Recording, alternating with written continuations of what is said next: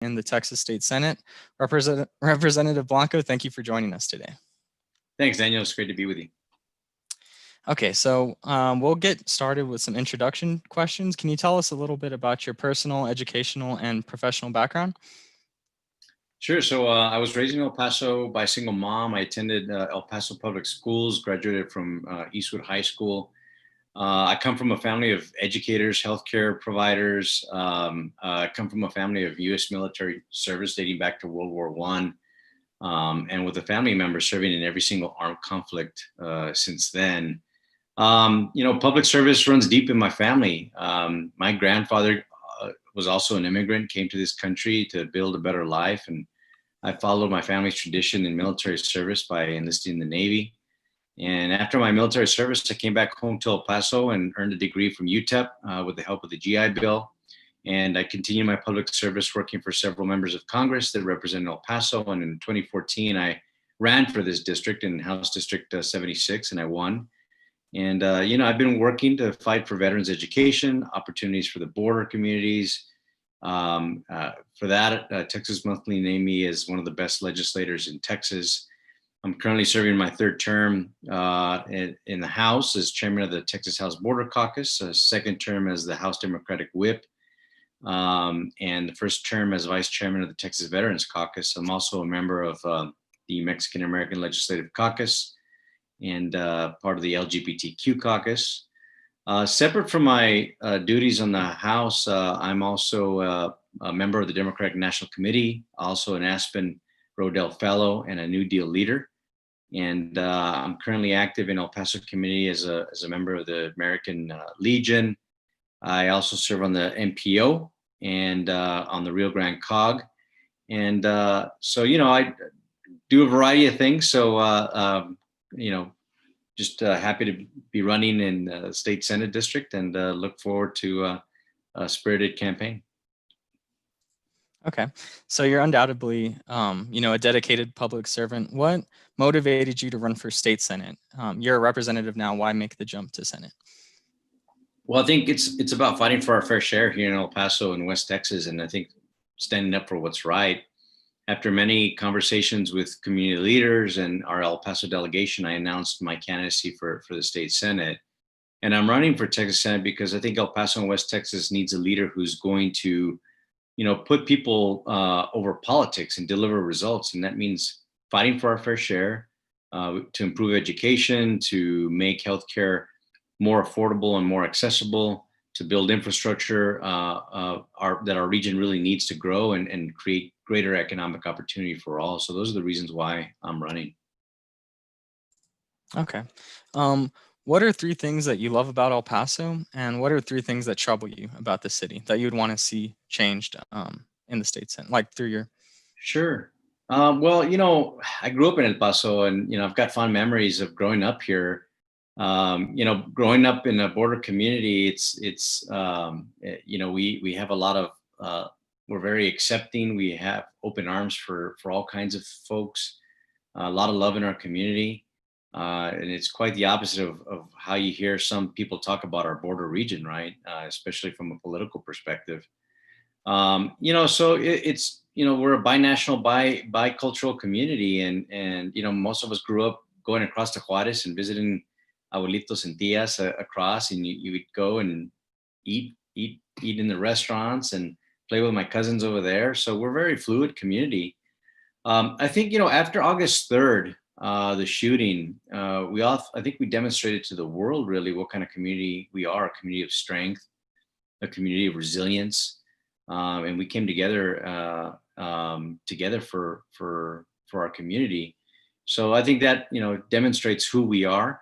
And of course, our food. We got the best food in Texas, I think, and we've got some of the best restaurants, whether it's the L&J, Carlos and Mickey's, Fortis, and a variety of other foods. I think we've got great cuisines here. So, what troubles me about El Paso, I think, right now the pandemic is the single most important issue that we're dealing with. El Paso right now is one of the hotspots for COVID in the U.S.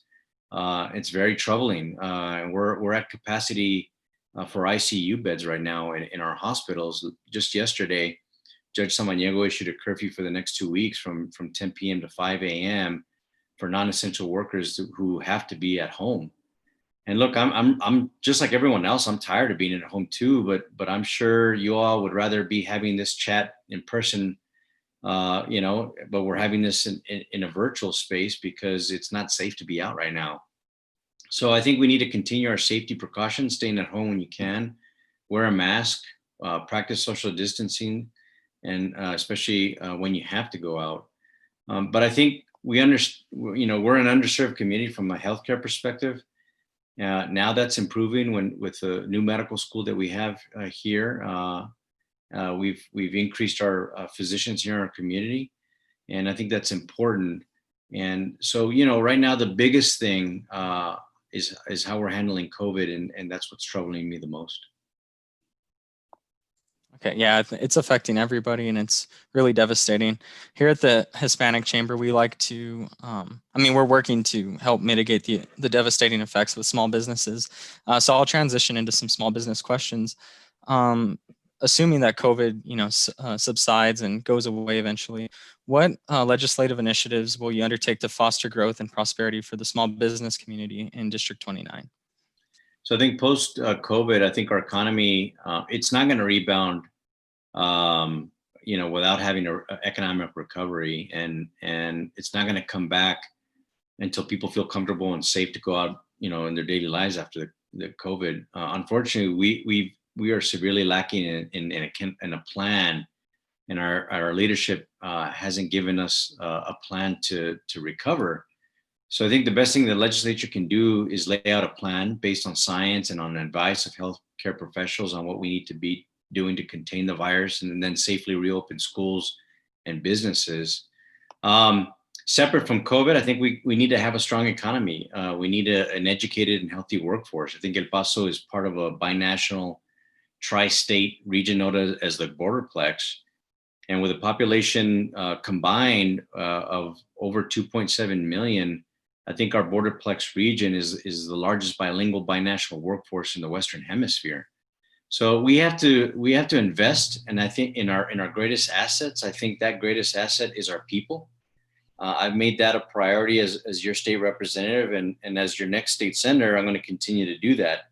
Last session, I was able to secure about $200,000 in state funding to assist our border economic development efforts in El Paso, including out-of-state business recruitment, advocacy, and regional planning. Fort Bliss, it's a major contributor to El Paso's economy, and there's little evidence that its role will change in the future, which is why I've been a fierce advocate in protecting its mission and bringing funding towards military infrastructure projects. One of the things that's important is it's called DAG.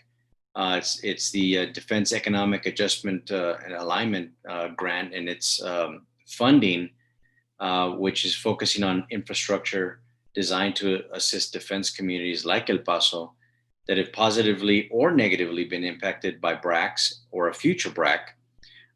So the grant money is to be invested in infrastructure projects or other initiatives to increase the value of military installations in Texas and protect jobs here. So these grants are important for funding for local improvements that augment military bases and make them less vulnerable to funding cuts. And I'm going to continue to ensure that DAC funding remains there in future sessions. Our region has some of the largest and most valuable military installations in the nation. We've got 6 international ports of entry. State-of-the-art broadband, I think, is important. And then billions recently invested in roads, highways, and then downtown redevelopment. Those are all major issues that are important for us. There are another, when you look at road infrastructure, another 62 projects with TxDOT where construction is going to begin in the next 5 to 10 years at an estimated cost of about $1 billion. So that's, I know we're getting tired of seeing all the orange barrels, but that means progress. That means investment. So we need to be sure that El Paso and West Texas receives its fair share of transportation dollars, and that we're united as a delegation when we're competing against Central Texas, Austin, San Antonio, the Rio Grande Valley, Dallas, and Houston, and other places. So it's important that we go and get our fair share. Okay. And you touched on, just how much potential the Borderplex region has, over 2.7 million people. But a lot of commerce comes from, Mexico, foreign. And with demands for stricter immigration law enforcement, especially now during the pandemic, I know that the borders closed to non-essential travel. What will you do for small businesses in District 29 that rely heavily on foreign consumers? Yeah, so very important question. I mean, that's part of our lifeblood as a border region. In 2017, we secured, and when I say we, the El Paso state delegation secured $32 million for the ITS system, which is the Intelligent Transportation System.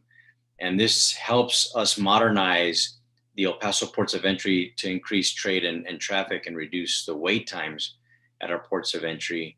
So that's very important for our region. We were able to secure that. In 2018, the El Paso port of entry accounted for 20% of land port trade in the country, which equals about $81 billion. So that's so important for us. And as the chair of the Texas Border Caucus, we sent a letter to DSHS, which is the Department of State Health Services, to meet and come up with recommendations for cross-border collaboration and ensure safety in the border communities. Hopefully, that also speeds up trade and border.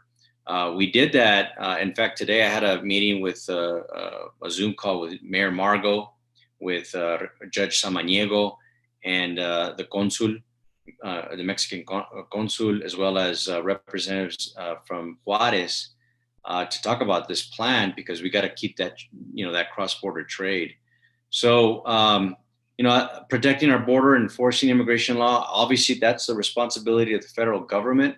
But we got to find a balanced approach. We can't shoot ourselves in the foot and say that our border region is not safe, because that hurts our investment from companies to come in and create jobs and stuff like that here. So, I've been holding DPS and state border security spending accountable in for our community, because we're spending a lot of state money in that, but we want to make sure that there's a balanced approach between security and trade.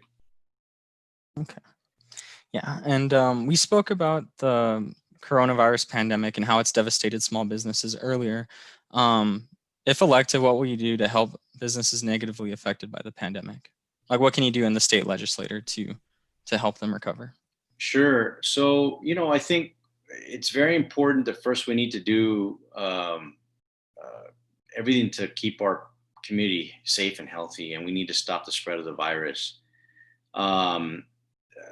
Next session, when it starts, Democrats and Republicans need to work together to ensure that our small business owners and workers get the assistance they need. Not like what we're seeing in Washington, where the partisan gridlock has halted a second relief package. I know that staying home is not possible for everyone, right? And people need to get to work. We need to look at providing, I think, financial support to workers and small businesses to make, staying at home a viable option for them. Next session, we're going to face a budget shortfall of almost $5 billion. But I don't think we should be cutting services that include assisting our small businesses. I think there's more than $8 billion in the state rainy day fund. And I think we should dip into that to provide some relief to our small businesses. So we're going to be looking at these different measures to making sure that we keep our small, obviously we know small business is the largest employer in the country.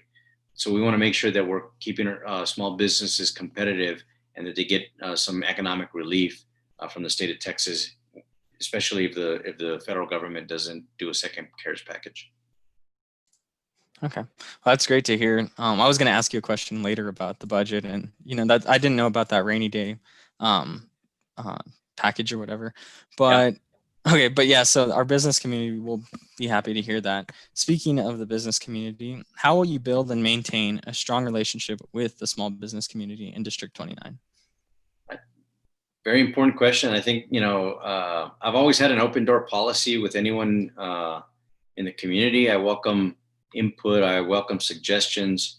I plan to form a community advisory committee to have a group of experts in the various field meet and discuss with important issues and ways to address the various challenges that they face. As a state representative, I've made it a priority for my office to go above and beyond to organize different events. If elected to the state senate, we're going to continue and expand community-based service events that include small businesses. I want to have these advisory committees so that small business can give me advice when bills come to the Senate. That's interesting to hear. So back to the pandemic, I mean, that's the most prevalent issue right now. How would you evaluate the state's response to the pandemic? Governor Abbott and, the Attorney General, how would you evaluate their actions? So, I think the response could have been better. I think better communication, better guidelines. I think the reopening in May was, as we have seen just based on the data, and look at El Paso now, it was way too early and too quick. I think Texas has also moved the goalposts on what trends dictate safe reopening. I think decisions need to be guided by science and public health experts, not by politicians. And now we're seeing a spike in cases here in El Paso. So what I think Texas should be doing is, number one, I think we need to expand Medicaid so we can provide health coverage to over 1 million uninsured Texans. 47,000 people in El Paso would get healthcare coverage if we expanded Medicaid. I think we need to implement a statewide contact tracing and testing strategy. We need to offer paid sick leave and create a presumption for COVID-19 workers for their workers' compensation claims. I think we need to overhaul the Texas Workforce Commission to better respond to unemployment claims. We need to look at things like supporting local food banks because employees need to get food. We also need to stockpile PPE for hospitals, schools, nursing homes. We got to extend the moratorium on student loans, and then we need to require businesses to create. I'm sorry, we need to create, not businesses, but the state needs to create a pandemic playbook based on science, on the lessons learned to prevent, and mitigate future pandemics. And I think obviously the simple things is we need to require people to wear face masks until an approved vaccine are available to the general public, and follow, the guidelines. Folks have not been following the guidelines, and that's why we have this community spread in our community. So these are the things I think that Texas needs to be doing, and we need strong leadership to do that. Do you think it would be possible to mandate, mask wearing through the Texas state legislature? I don't know how polarized it is like in Washington, but do you think that's something attainable? Do you think that's something you guys could achieve? Well, the governor has left it at this point to the local communities to decide. Last night, our county judge mandated it, and there's going to be a fine if you're not wearing a mask. I think it's $250. If folks aren't paying attention to what they're supposed to be doing, and we've got folks out there without masks or gaming the system, you're going to have community spread, and people are going to die. And I read the reports every single day. And while, it's easy to look at the numbers, those numbers are people's parents, brothers, and sisters that are dying. I have my cousin was in the ICU this week with COVID. So, this is terrible. So people need to take this seriously, and we need to do whatever it takes to do that. That if that means requiring face masks and fining them if they don't use a face mask, then I think that's the step we need to take. So you touched on earlier, all the priorities you want to get done for, like a coronavirus relief package. But that's obviously going to be costly. I don't know how much budget, I think you said earlier how much the state has in budget. But what programs and services would you cut from the budget in order to pass an adequate coronavirus relief bill? And which programs and services do you think are essential and must be kept? So, you're right. We're going to have a tight budget session due to the pandemic and then also low oil and gas prices. There was a price war between Russia and Saudi Arabia, so that impacted the budget. But I fully support using some of the 8.8 billion balance that's in the rainy day fund to ensure that we don't cut programs and services. Texas also has, separate from the rainy day fund, Texas also has various state and local tax exemptions, loopholes, abatements, and tax breaks that disproportionately benefit special interests.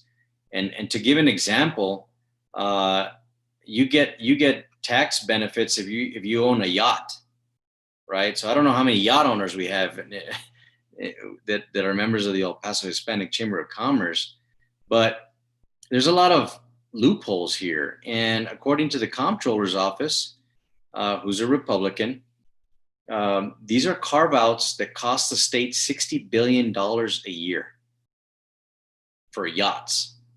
So like this is eroding the broader tax base and forcing average Texans to pay more. So we need to review these exemptions and close some of these loopholes to raise revenue for statewide priorities and essential services and programs that benefit Texas, and not allow these special interests to get these breaks, especially not during a pandemic. So we're going to take a look at that separate from using the rainy day fund and then reprioritize. We also spend $800 million a year in border security. That's a federal responsibility. It's not a state responsibility. So that's money there that we can use to help small business as well. Okay. Wow, that I didn't know about that yacht tax exemption. That's pretty interesting. Next time we go on your yacht, yeah. Yeah, that's a tax break you get. Yeah, exactly. So you talked about the rainy day fund, 8.8 million, you said, or billion? Right. 8.8 billion. 8.8 billion. Okay, so what kind of programs, coronavirus relief programs would you support for using that rainy day fund? Would you focus on unemployment, or maybe like, I don't know, rent, something to help small businesses or the unemployed? What would you use that rainy day fund for? Yeah, I think, there's a lot of things that we could use. We could use it for, to offer paid sick leave and create, help for workers who are displaced. I think we could use it to support our local food banks. I think we could help with extend the moratorium on student loans. We could use it for economic relief. Somewhat sort of like what the CARES package did. If the federal government doesn't do another care package, we could provide loans to small businesses or grants and things like that. So those are the type of things that I want to focus on, and I hope other state leaders want to do the same. Okay, so transitioning out of the coronavirus pandemic questions, these are going to be more general. What are your 3 priorities that you hope to achieve as a state senator? Well, so there's a lot we need to do out here for our region, but the first thing I think is fully funding public and higher education. We need to continue to make the historic investments in public education that we did last session, including increasing funding for teacher salaries, bilingual education, English language learners, and special education. I think we need to fully fund our higher education institutions, including our medical school, our dental school, and our nursing programs at Texas Tech and at UTEP, and then help others as well, such as our community college. And then, in the other counties, you've got Sul Ross State University as well. So that's important. I think we need to, that's the first thing, is public education and higher education. The second thing is making healthcare more accessible. We need to make it more affordable. I think that includes expanding Medicaid. I think it means lowering prescription drug prices for individuals. And then also expanding telemedicine options. Right now with the pandemic, we have seen the benefit of telemedicine. You can see your doctor through your laptop, and the doctor can get paid for it. I think this makes it a lot easier, folks, not only for folks who are in rural communities that don't have a doctor in their community, but like if you don't have transportation and you're a 82-year-old lady, you could utilize this function and hopefully, cut costs. So I think we need to do that. The third thing is we need to fund critical infrastructure in El Paso and West Texas to help our region. That's investments in transportation, water infrastructure, our ports of entry, and our broadband. I think those are the things that are going to help our region grow and thrive. So make those investments in infrastructure, I think, are key. So these priorities can be funded by, one, reprioritizing misplaced priorities in the state budget, such as 1 billion used for, the billions used for border security. I think the two, use some of the $8.8 billion in the economic stabilization fund, which is a rainy day fund, and three, close certain tax exemptions and tax loopholes that cost the state over $60 billion. Okay. What direction do you want to see Texas headed? You obviously have a vision for not only District 29, but I'm sure Texas as a whole. So where do you want to see the state in, say, 4 years? So in 4 years, wow. Well, the pandemic has really slowed us down, but it hasn't stopped us. I reiterated the importance of expanding Medicaid. I think that's important for our state. We're one of the largest states that has not expanded Medicaid. So we're leaving money on the table there and not giving our Texans access to healthcare. I think it's demonstrated that access to broadband is not a luxury. I think we need to see improvements in broadband. So over the next 4 years, I'd like to see Texas improve access to healthcare by expanding Medicaid to provide healthcare coverage to over 1 million uninsured Texans. I think we need to look at implementing common sense gun safety measures, especially after the shooting here in El Paso. I think we need to look at that.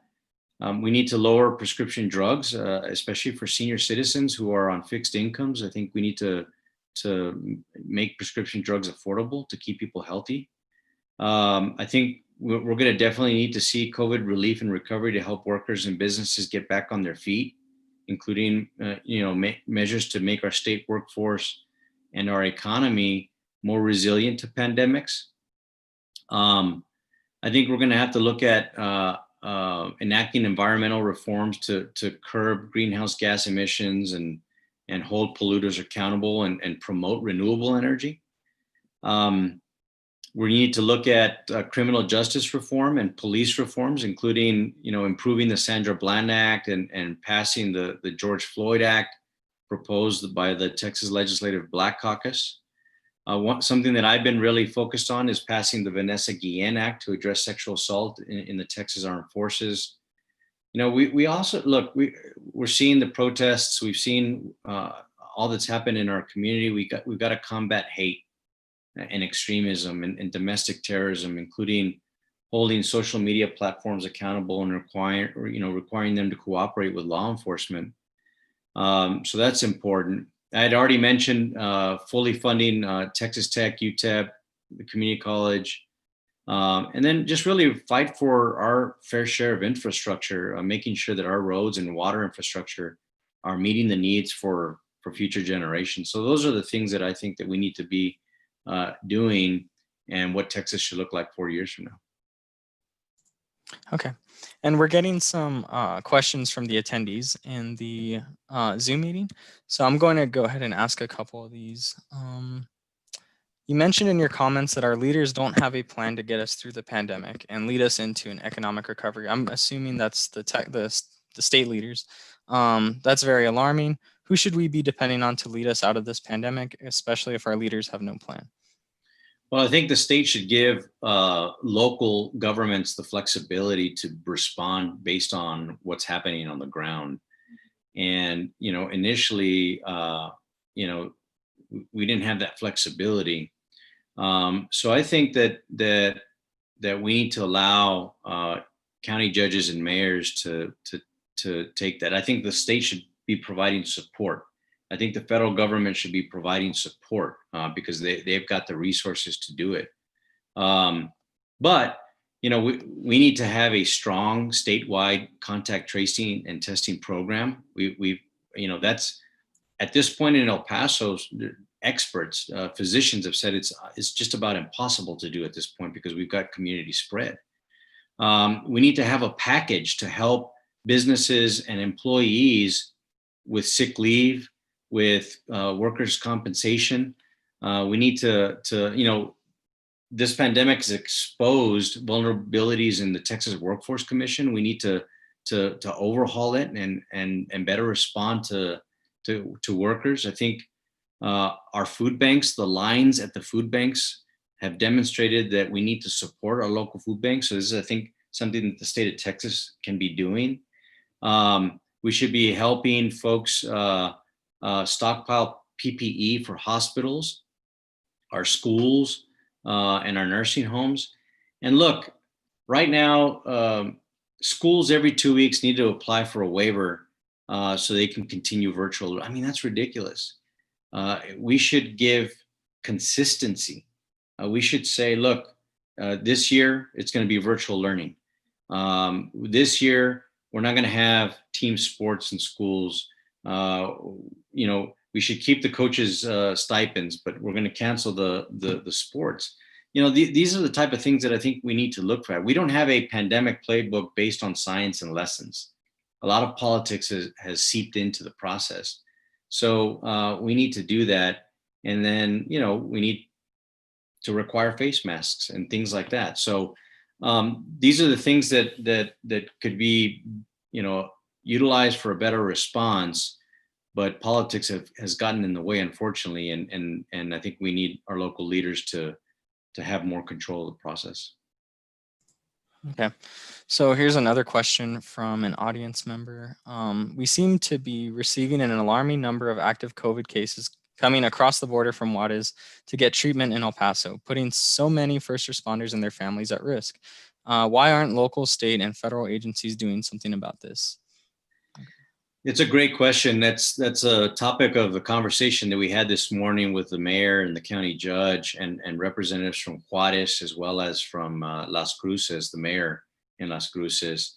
It's difficult because there was discussion about testing people at the ports of entry. I think that we have to. The federal government needs to give us better guidance on the ability to test at the ports of entry, whether it's mandatory or voluntary, right? At minimum voluntary. I think a lot of people would be open to taking the test for their own personal knowledge of whether or not they're testing positive. But we got to find that balance because there are about 160,000 people, Americans living in Juarez, who and a lot of Mexicans that come and work here and they go back, right? So we've got to have a better approach to this. And I recently sent a letter as chairman of the Texas House Border Caucus to the Border Health Task Force, which was created by the legislature to come up with some suggestions on how to share information with our communities across the border to have a better understanding of how to mitigate and maintain the pandemic. They're going to come out with a report at the end of this week for the legislature on what are the things the state needs to be doing. So hopefully we can implement some of those recommendations. But honestly, we're not even in session until January. So from November to January, there's nothing that the legislature can do. Now the governor can take action on those things. So hopefully that he can take a look at that report and take some of those actions. But really our hands are tied with the absence of the federal government providing a plan for our ports of entry. We haven't seen that type of leadership. And until we do, it's going to be difficult to maintain that cross-border transfer of COVID. Yeah, it's definitely something that the federal government should help us with. I think that's important. Here's another question. This is totally different from the pandemic, but cyber attacks are more common than ever, putting state governments and school districts in a vulnerable position. What is your cybersecurity defense plan? Well, so this is a multi-layered approach. It's not just the responsibility of the federal government, but it is a responsibility of state and local governments to make sure that their systems are protected. I have worked on several cybersecurity bills last session to making sure that our state infrastructure is protected. This means our utility grids, our water infrastructure, and a variety of things. Quite frankly, we should be doing more on the cybersecurity front. Every day we're receiving attacks, not only from foreign governments, but from lone wolf actors, right? Cyber terrorists that are wreaking havoc on our systems, whether they be infrastructure or financial. I think that we need to have a stronger national cyber program that helps businesses, that helps agencies. In the state of Texas, I think, so the agency that focuses on this is the Texas Department of Information. And we've been working closely with them to see how we can shore up and protect our state agencies and provide local governments with opportunities with grants and funding to shore up their networks as well. So we can always be doing a lot more. I have a background in cyber warfare. When I was in the military, I worked at the National Security Agency for 3 years, and I know the kind of threats that are out there. And quite frankly, we should always be doing more to protect them. So we're going to continue to work. Next session, we passed a couple of measures last session, but I think we need to do more because it's an ongoing threat and it's only going to get bigger. That's interesting. I didn't know you worked for the NSA. That's pretty cool. Yeah. Okay, so here's another question asked by an audience member. What are your thoughts on the oil and gas industry in Texas regarding its effects on environment and the economy? So I guess this is touching on like climate change and pollution. Oil and gas is a huge industry in Texas, as everyone knows. So what are your thoughts on the industry and its? You're right. Look, we have to find clearly climate change is real and it's happening. I mean, just this last week we had record heat levels in El Paso, and tomorrow we're supposed to get snow, right? So that tells you from 1 week you're 90 degrees, and the next week there's anywhere between 1 to 6 inches of snow. It's real, and it's a global crisis. It's unfortunate that we came out of the Paris Accords and we're no longer part of the movement, national or global movement to reduce greenhouse gas emissions. In Texas, it's important to note that oil and gas is a huge contributor to our public education system that funds our public education system.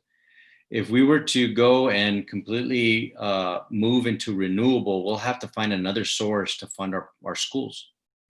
So that's something that we need to take a look at. There's got to be a balanced approach, because a lot of folks say, well, you can tax, just like you do tax oil and gas, we should go tax renewables. Well, okay, that's a proposal, but that's something that we need to look at, because we're not at that level in terms of renewable yet. So that's going to be an interesting debate, but we have to deal with climate change. It's real. We do know that oil and gas provides a lot of jobs in Texas and a lot of revenue for our education system. So we're going to have to find alternative forms of revenue in the absence of oil and gas if we're going to go toward renewable and limit oil and gas. So these are big questions, big challenges that we need to face and tackle. And it's not a short-term thing. This is a long-term thing. But we certainly are under the clock. The planet is getting warmer, and we need to address this issue sooner rather than later. Okay, so I think we have time for one more questions from an attendee. Let me see which one I haven't touched on yet. We've touched on education. Okay, how can local leaders, such as yourself, be more aggressive in ensuring that citizens adhere to the city directives and ordinances? It seems very much like an honor system and hoping that people will adhere. So how would you be more aggressive in implementing the? I think number one, by example. Here in my household, we've decided we're not leaving unless it's essential.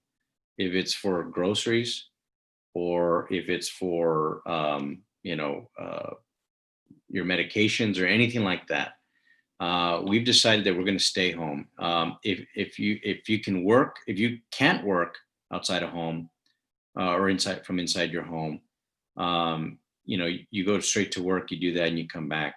You got to use your social distancing. You got to wash your hands. You got to use your mask. So I think by example, our leaders need to lead by example. In the absence of that, I mean, I think we have to right now, which is why I applauded the county judge for taking these measures.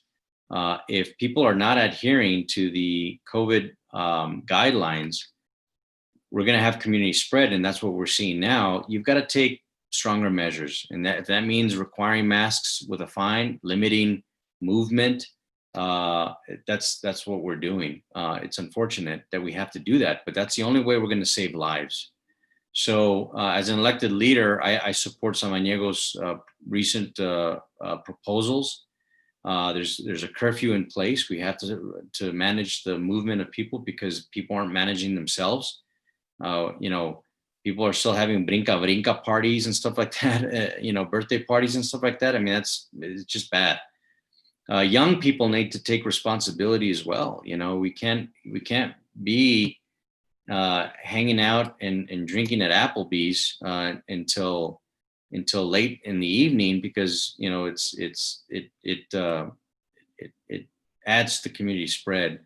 So one, by example, through leaders by example, and number two, if it's not working, then you're gonna have to take more strict measures, as we saw from the county judge. Okay, so that concludes our audience attendee questions. Representative Blanco, I'll ask you one final question. We saved the best for last. Why should the constituents of District 29 vote for you? Well, thank you so much for giving me the opportunity to be here with you today. I've spent my adult life in service to my community from my years in the military to working for members of Congress that represent El Paso, all the way now to the State House. Public service, I think, needs to be transparent. It needs to transcend politics. That's why I'm always willing to put people over politics and to get things done for my community. And for me, serving in the legislature is not just about what we do at the state capitol. It's also about what we do when we're back home in our community. And as a state representative, I've made it a priority for my office to go above and beyond and organize services and events for my constituents in our community, from having back to school backpack fairs where we give out free backpacks to those kids who are needy, Thanksgiving turkey giveaways for families in need, pro bono citizenship workshops where immigrants can get their paperwork filed and done with an immigration attorney at no cost. Every year we do Toys for Tots. We provide free tax preparation for low-income families and others. And, so being responsive with constituent service, I believe these are services are just important as the work that we do at the Capitol. And, I'm proud to have earned the trust and support of public school teachers, environmentalists, farmers, ranchers, progressives, doctors, nurses, laborers, the realtors, and a variety of folks. And on the elected side, Beto O'Rourke and Congresswoman Escobar, and over 100 elected officials and community leaders from all corners of the state Senate district. My constituents can count on me to always fight for their interests and for El Paso and for West Texas. And if I have the honor to continue to serve in the legislature as your state senator, we'll be fighting hard to bring home our fair share. So I'm asking for your vote. I can't do it without you, and look forward to seeing you all soon. Great answer. Representative Blanco, thanks for joining us. We appreciate it so much. Taking time out of your busy schedule, I'm sure, to talk to the Hispanic Chamber. Our CEO wants to give you her regards. So thank you so much for joining us. You bet. Tell Cindy I said hello.